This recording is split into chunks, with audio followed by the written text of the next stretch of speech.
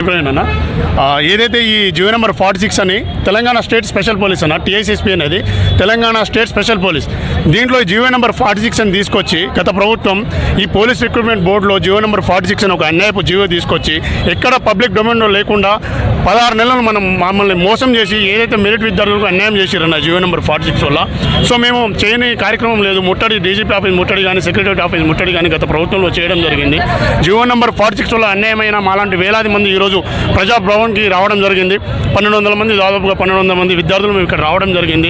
Deputy CM గారిని కలవడం జరిగింది. సో డిప్యూటీ సీఎం గారు చెప్తున్న విషయం ఏంటంటే ఇది చాలా సీరియస్ ఇష్యూ, దీంట్లో ఇది చాలా అన్యాయపు జీవో. నిజంగానే అర్బన్ రూరల్ జిల్లాలలో ఏదైతే మెరిట్ అభ్యర్థులు ఉన్నారో రూరల్ జిల్లాలలో వాళ్ళకు నిజంగా తీవ్రంగా అన్యాయం జరిగింది.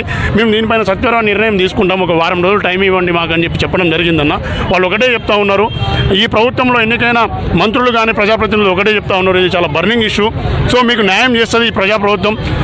చాలా గత ప్రభుత్వం చేసిన తప్పిదాలు చాలా ఉన్నాయి కాబట్టి ఈ ప్రభుత్వం ఖచ్చితంగా జీవో నెంబర్ 46 పైన మీకు టీఎస్ఎస్పీ పోస్టులను మినహాయించి ఇస్తామని చెప్తా ఉన్నారన్న.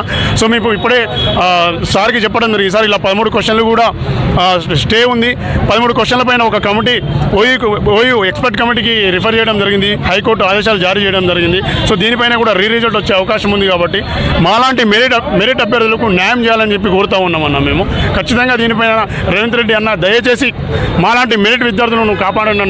ఈ ప్రభుత్వంలోనే దాదాపుగా 13 మంది చనిపోవడం జరిగింది జీవో నెంబర్ 46 వల్ల. హరిప్రసాద్ లాంటి ఒక మెరిట్ అభ్యర్థిని కోల్పోవడం జరిగింది. ఇలాంటి తప్పిదాలు ఈ ప్రభుత్వం చేయదని చెప్పి మాకు నమ్మకం ఉందన్న. ప్రజాప్రభుత్వం దయచేసి ప్రజాప్రభుత్వం మమ్మల్ని ఆదుకోండి, మాలాంటి మెరిట్ స్టూడెంట్లను కాపాడుకోండి. ఆత్మహత్యలు చేయకుండా, ఆత్మహత్యలు లేని తెలంగాణను మనం ఇప్పటికైనా తెచ్చుకుందాము. ఇది మాకు ఖచ్చితంగా న్యాయం చేయాలని చెప్పి కోరుతా ఉన్నామన్న.